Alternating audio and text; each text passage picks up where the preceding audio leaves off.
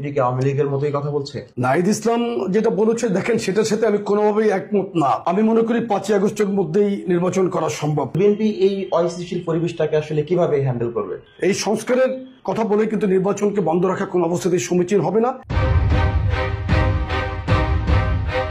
দর্শক, বাংলাদেশের বর্তমানে রাজনীতির পরিবেশ কিছুটা অস্থিতিশীল অবস্থায় আছে। আর আজ আমি সাগর আহমেদ এসেছি জনকণ্ঠের পক্ষ থেকে। আমরা বাংলাদেশ জাতীয়তাবাদী যুবদলের কেন্দ্রীয় কমিটির সভাপতি জনাব আব্দুল মোনায়েম মুন্না ভাইয়ের কাছে, এবং তার সাথে আমরা আজকে রাজনৈতিক সাময়িক পরিস্থিতি নিয়ে কথা বলবো। তো মুন্না ভাই, কেমন আছেন? আলহামদুলিল্লাহ, ভালো আছি।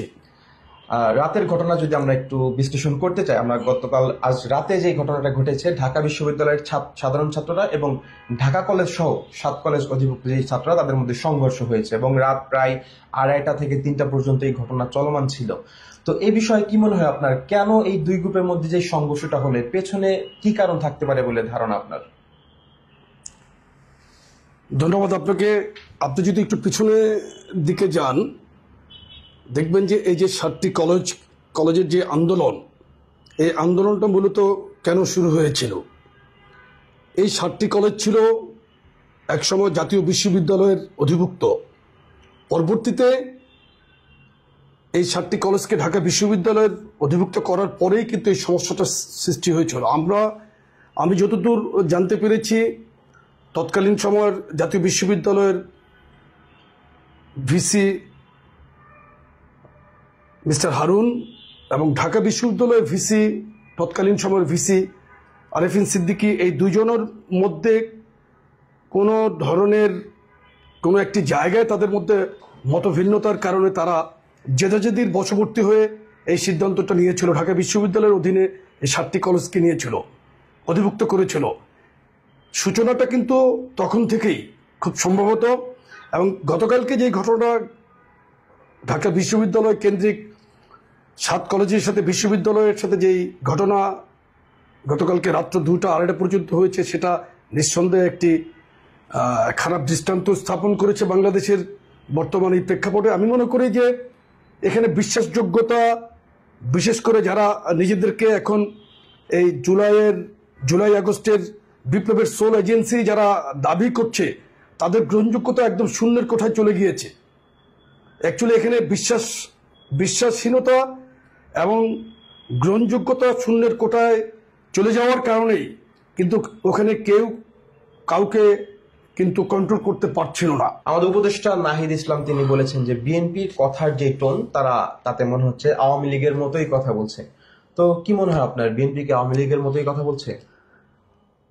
নাহিদ ইসলাম যেটা বলেছে, দেখেন, সেটার সাথে আমি কোনোভাবেই একমত না। কারণ বিএনপি সবসময় তো জনগণের পক্ষে কথা বলে। বিএনপি নিরপেক্ষ নির্বাচনের কথা বলেছে। নিরপেক্ষ নির্বাচন কি জনগণ চায় না?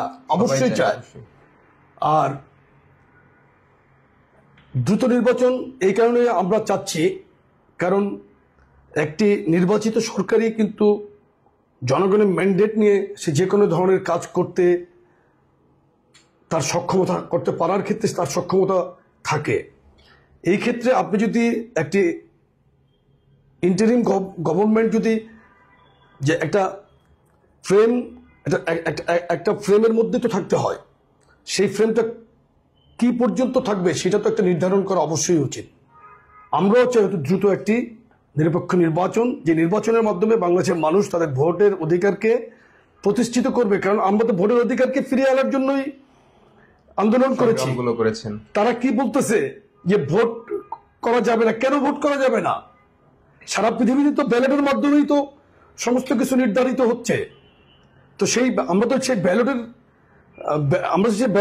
ব্যালটটাই চাচ্ছি। তা আমাদের দলের ভারপ্রাপ্ত চেয়ারম্যান জনাব তারেক রহমান তো বলেছিলেন যে আপনার ভোট আপনি দিবেন, যাকে খুশি তাকে দিবেন, কিন্তু আমরা আমাদের ভোটটা দিতে চাই। গত 15.5 বছর বাংলাদেশে কোনো সুষ্ঠু নির্বাচন হয় নাই, বিধায় জেনারেশন কিন্তু আপনার ভোট দিতে পারে নাই। এই দুঃখ, এই কষ্ট কিন্তু মানুষের মধ্যে রয়ে গেছে। সুতরাং আমরা অতি দ্রুত একটি নিরপেক্ষ, অবাধ, সুষ্ঠু নির্বাচন চাই। দ্রুত নির্বাচন দেওয়ার কথা শুনে মনে পড়লো যে বিএনপি একটা প্রস্তাব করেছিল যে তারা 5ই আগস্টে যে ঐতিহাসিক দিনটা সেটাকে স্মরণীয় করে রাখার জন্য যদি এবছরের 5ই আগস্টে জাতীয় সংসদ নির্বাচন আয়োজন করা হয় তাহলে সেটা ভালো হয়। তো কি মনে হয় আপনার 5ই আগস্টের মধ্যে নির্বাচন আয়োজন করা সম্ভব?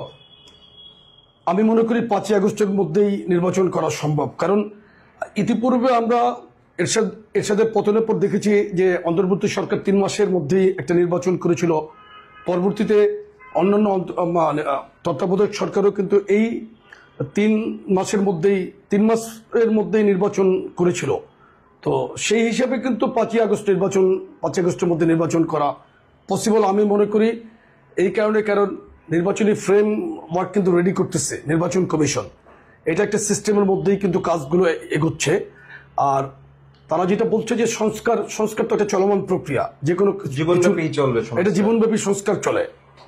আপনি যদি আজকে একটি নতুন বিল্ডিং, নতুন একটি স্থাপনা তৈরি করতে যান, একদম নতুন করে করতে গেলে ভিত করে এটাকে শেষ করা পর্যন্ত অনেক সময়ের ব্যাপার। কিন্তু আপনি যদি একটি বাড়িকে সংস্কার করতে চান তো এটা স্বল্প সময়ের মধ্যে সংস্কার করা সম্ভব, এবং এই সংস্কার আপনি পুনঃ করতে পারবেন। ওইভাবেই রাষ্ট্রের যে কোনো সংস্কার কিন্তু একটি চলমান প্রক্রিয়া, এটা সবসময় এটা চলমান, এবং এই সংস্কার কাজ চলবে। এই সংস্কারের কথা বলে কিন্তু নির্বাচনকে বন্ধ রাখা কোনো অবস্থাতেই সমীচীন হবে না, কারণ জনগণের ভোটের অধিকারকে ফিরিয়ে আনার জন্যই আমরা রাজপথে ছিলাম। বিএনপি 15.5 বছর এই ফ্যাসিস্ট হাসিনা বিরোধী আন্দোলনে মাঠে ছিলেন। বিএনপির ভারপ্রাপ্ত চেয়ারম্যান জনাব তারেক রহমান বিএনপিকে নেতৃত্ব দিয়েছেন মানুষের ভোটের অধিকারকে ফিরিয়ে আনার জন্য। দেশের স্বাধীনতা সার্বভৌমত্ব রক্ষার প্রশ্নে বিএনপি আপোষহীন ছিলেন, এবং আমরা শত জুলুম, অত্যাচার, নির্যাতনের মধ্যেও কিন্তু আমরা একদিনের জন্য আন্দোলনের মাঠ থেকে কিন্তু পিছু হটি নাই। কে কি বলছে দেখেন, সেটা আমরা ধরছি না যে আমাদের যে আন্দোলনের ত্যাগ এবং তিতিক্ষা, আমরা কিভাবে মাঠে ছিলাম এটা আমরাই কিন্তু ভালো জানি। এই জুলাই আগস্টের মধ্যে কিন্তু আপনি আমাদের সম্মানিত ভারপ্রাপ্ত চেয়ারম্যান কিন্তু 21 জুলাই ক্লিয়ারলি এই আন্দোলনের পক্ষে কিন্তু একদম ওনার ভেরিফাইড ফেসবুক পেজেই কিন্তু স্ট্যাটাস দিয়েছিলেন এই আন্দোলনের পক্ষে পূর্ণ সমর্থন জানিয়ে সকলকে রাজপথে নামার জন্য, গণতান্ত্রিক দলকে রাজপথে নামার জন্য আহ্বান জানিয়েছিলেন। এবং একটি জিনিস দেখেন আপনি, এই জুলাই আগস্ট বিপ্লবের মধ্যে এই যারা এখন সোল এজেন্সির দাবিদার তারা কে কোথায় ছিলেন, আর আমরা কিভাবে আন্দোলনটাকে পরিপূর্ণতার দিকে নেওয়ার ক্ষেত্রে সম্পূর্ণরূপে সহযোগিতা করেছি। বিএনপি, যুবদল, ছাত্রদল, স্বেচ্ছাসেবক দল সহ সকল অঙ্গ সংগঠন, অন্যান্য গণতান্ত্রিক দল যারা মাঠে ছিলেন তাদের প্রত্যেকেরই কিন্তু এই আন্দোলনে ভূমিকা ছিল। প্রত্যেকের এই আন্দোলনকেই কিন্তু সম্মানজনক জায়গায় দেখা উচিত আমি মনে করি। এই ক্ষেত্রে এই সম্মানজনক জায়গাটা তৈরি করার জন্যই অতি দ্রুত নির্বাচন দেওয়া আমি মনে করি প্রয়োজন। শুরুতে আমি যেমনটা বলছিলাম যে দেশে একটা অস্থিতিশীল পরিবেশ বিরাজ করছে, যেমন কয়েকদিন আগে প্রাইম এশিয়া ইউনিভার্সিটির মহিলা শিক্ষকদের গায়েও কিন্তু হাত দেওয়া হয়েছিল পুলিশ দ্বারা, এবং গতকালকে দেখা গেছে যে ইবতেদায়ী মাদ্রাসার যে শিক্ষকরা আছেন শিক্ষকদের গায়ে পুলিশ লাঠিচার্জ করেছে, এবং রাতভর কিন্তু সংঘর্ষ চলছে। মানে মোট কথা একটা অস্থিতিশীল অবস্থায় আছে দেশ। তো এত কিছু, বিএনপি যদি দ্রুত নির্বাচনের কথা আপনি বললেন, বিএনপি যদি নির্বাচনের মাধ্যমে যদি ক্ষমতায় আসে দ্রুত, তো বিএনপি এই অস্থিতিশীল পরিবেশটাকে আসলে কিভাবে হ্যান্ডেল করবে? রাষ্ট্র ক্ষমতায় নির্বাচিত সরকার যখন থাকে তারা তো তাদের অভিজ্ঞতাকে অবলম্বন করেই কিন্তু রাষ্ট্রকে এগিয়ে নিয়ে যাওয়ার জন্য চেষ্টা করে, এবং আমি মনে করি আগামীতে ইনশাল্লাহ বিএনপি রাষ্ট্র ক্ষমতায় আসলে বিএনপি দক্ষতার সাথে বাংলাদেশের রাষ্ট্র ব্যবস্থাকে জনগণের কল্যাণমুখী করেই এগিয়ে নিয়ে যাবে। সার্বিকভাবে আমি মনে করি যে আমাদের যে নেতৃত্ব, বিএনপির ভারপ্রাপ্ত চেয়ারম্যান জনাব তারেক রহমান, উনি অত্যন্ত মেধাবী একজন মানুষ এবং দক্ষ সংগঠক হিসেবে ইতিমধ্যেই বাংলাদেশে উনি সন্দেহাতীতভাবেই উনি সবচাইতে জনপ্রিয় একজন নেতা এবং দক্ষ সংগঠক হিসেবেই উনি ইতিমধ্যেই প্রতিষ্ঠিত হয়েছেন।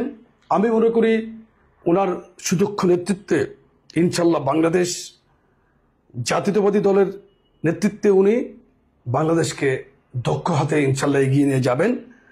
উনি একজন সৎ দেশপ্রেমিক সাহসী রাষ্ট্রনায়কের সন্তান, একজন সাবেক প্রধানমন্ত্রীর সন্তান হিসেবে ব্যাপক অভিজ্ঞতা সম্পন্ন একজন নেতা মানুষ, যেটাই আপনি বলেন উনি, আমি আশা করি বাংলাদেশের এই সমস্যা সমাধানে ওনার কোনো বিকল্প এই মুহূর্তে নাই এবং আমরা ইনশাল্লাহ আশা করি বিএনপি রাষ্ট্র ক্ষমতায় আসীন হলে বিএনপি নেতৃত্বে বাংলাদেশ এগিয়ে যাবে। তো তৃণমূল পর্যায়ের নেতাকর্মীরা কি তারেক রহমানের দিক নির্দেশনা মানছে? অবশ্যই মানছে। প্রত্যেকটি জায়গায় কিন্তু কিছু দুষ্ট লোক থাকে, সেটা আমাদের সব সমাজে কিন্তু সব জায়গায় বর্তমান আছে। সেটা সেই ক্ষেত্রে বিএনপি কিন্তু সবসময় কিন্তু দুষ্ট দমন করছে। আপনি দেখছেন এই পর্যন্ত প্রায় আমাদের কি কিন্তু সহস্রাধিক নেতাকর্মী বহিষ্কৃত হয়েছেন, বিভিন্ন শাস্তির আওতায় এসেছেন। রাজনীতি সংগঠন করতে হলে নেতৃত্বর এবং দলের নির্দেশ মানতেই হবে, এটা ইতিমধ্যে প্রতিষ্ঠিত। সুতরাং এইটা নিয়ে আমরা কোনো অন্তত আমার পক্ষে আমার কাছে কোনো এটার কোনো সেকেন্ড অপশন নাই। দলের যে সিদ্ধান্ত এটা সকলকেই মানতে হবে এবং এটা দল যারা করে তারা প্রত্যেকে এটা কিন্তু মেনে চলার চেষ্টা করে।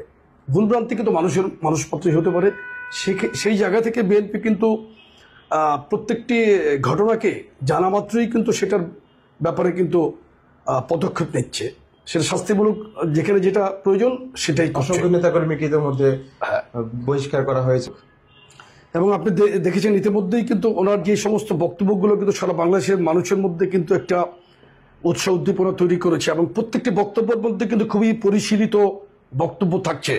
সমাজের মানুষের সাম্য এবং মানবিক সমাজ বিনির্মাণের জন্য, জনগণকে সাথে নিয়ে কাজ করার জন্য উনি প্রত্যেকটি যে বার্তা দিচ্ছেন, আমরা কিন্তু ইতিমধ্যে যুবদল সারা বাংলাদেশে বার্তা পৌঁছিয়ে দিয়েছি এবং যে কোনো সময়ের চাইতে আমি মনে করি দল এখন রাজনৈতিক দল হিসেবে বিএনপি এখন সুসংহত একটি দল, সংগঠিত একটি দল এবং অন্তত আমি একটি অঙ্গ সংগঠনের সভাপতি হিসেবে, যুবদলের সভাপতি হিসেবে আমি দায়িত্ব নিয়ে বলতে পারি যুবদলকে আমরা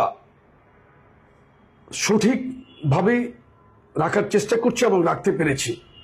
এই জায়গাতে আমি মনে করি যে আমাদের যে নেতৃত্ব বিএনপির ভারপ্রাপ্ত চেয়ারম্যান আমাদের উপর যে আস্থা রেখেছেন, আমরা সেটা চেষ্টা করছি যুবদলকে সঠিক পথে নেওয়ার ক্ষেত্রে এবং বিএনপির যে কোনো নির্দেশনা আমরা মেনে চলার জন্য শতভাগ চেষ্টা করছি। অসংখ্য ধন্যবাদ আপনাকে জনকণ্ঠে এতক্ষণ সময় দেওয়ার জন্য। ধন্যবাদ জনকণ্ঠ পরিবারকে এবং আমি আশা করি জনকণ্ঠ দেশ এবং জনগণের পক্ষে কথা বলবে এবং আমি আশা করি সঠিক তথ্য বলিষ্ঠভাবে জনকণ্ঠ প্রচার করবে। ধন্যবাদ সকলকে।